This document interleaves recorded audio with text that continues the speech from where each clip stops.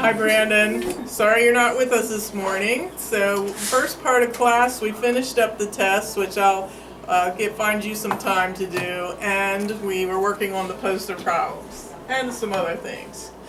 Let's go ahead and look at our new topic for today. It is vectors. So, under your notes section, on day 1, mod 3, vectors. Can you show them day 1, mod 3, please? All right. So you'll get this paper when you come in, and that's where we'll be taking notes. Vectors. We talked about vectors already. Do you recall that a vector was different from a scalar measurement? Do you remember what some of the differences were? Vectors and scalars. Scalars were lacking something. Do you remember, Emily? Direction. Right, so scalars had no direction. What did they have, Emily?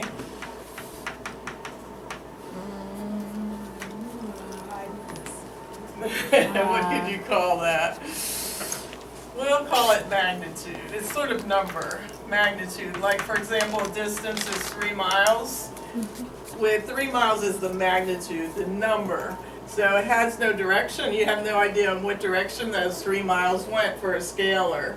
But time is an example of a scalar because it shows no direction, only magnitude, like 5 seconds. So vectors had direction and magnitude. So if magnitude doesn't make sense to you, you can call it number.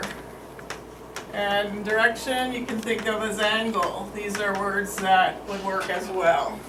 So do you remember the difference between the distance? The difference between a vector and a scalar there.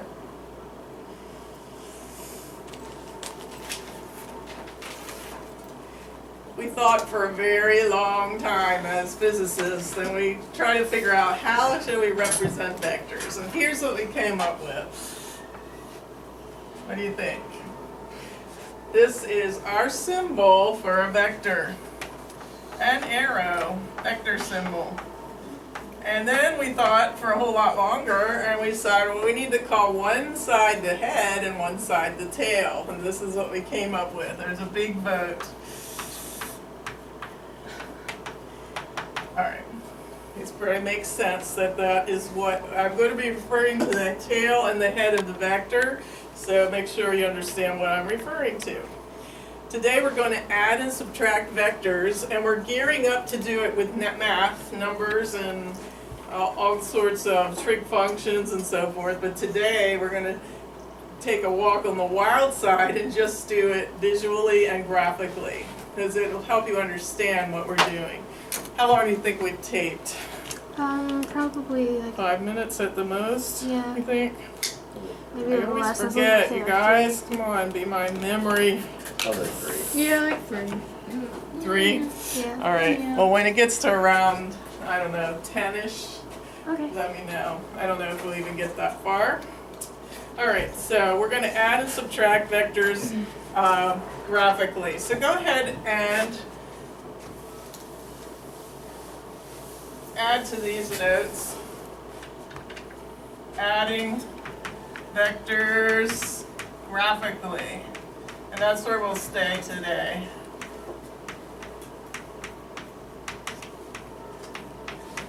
All right. In order to do that, I'll just give you a little bit of a heads up on vectors. So draw yourself a coordinate plane like that, and we're going to put a vector on it.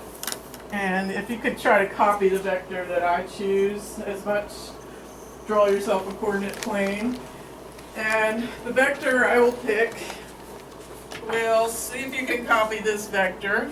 Say it'll start here in this section of the third quadrant and go at this angle like that. So it's a pretty long vector.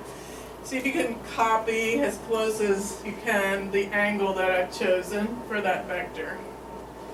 One thing before we add vectors you need to know about vectors is they can move around. So let me see your vector. Is it, yeah, that's healthy. All right. All right, you got the idea. Very good. Everyone's got it. So it turns out if this vector was, if you had an arrow, I don't know if any of these are going to match this length of mine. Pretty good. Pretty good.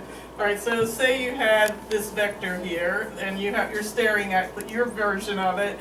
This can move around, and as long as you keep the distance or the magnitude, the number, that means the length of it, that's another word we can call it, length, number, or magnitude, it's all the same, as long as you don't change the length and you don't change the angle. So you can't do this on your paper, but I'll show you what you can do in a minute. So this can move all around like this. And guess what? It's the same vector. Am I changing the magnitude? Am I changing the angle? No, it's the same no matter where I go.